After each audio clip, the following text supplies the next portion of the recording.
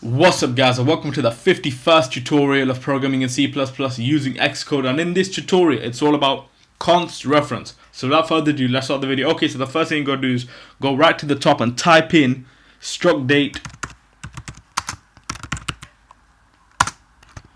curly braces and type in int day comma month and then the year, and then close this off.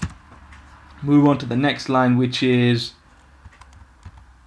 here, and type in dt equals curly braces the 1st of February, so 1 2 and then we can say 98.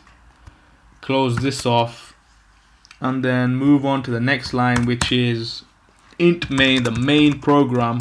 So next line curly brace and say const date ampersand dr equals dt.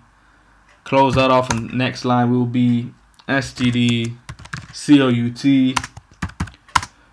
dr day.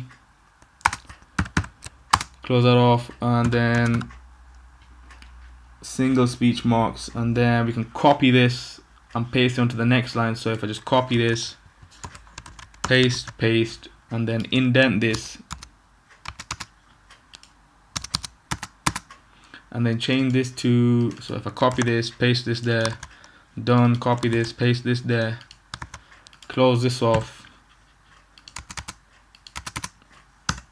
Okay, so we have a program that demonstrates const references. We can compile this, but before we even execute this, we can run through the program and see what's actually happening. So where it says this is a struct right at the top, and then in the main program where it says const date ampersand dr equals dt, const reference to the date, and then where it says dr day, dr month, dr year, dereference date object through the const reference. So if I run this, let's see what actually happens.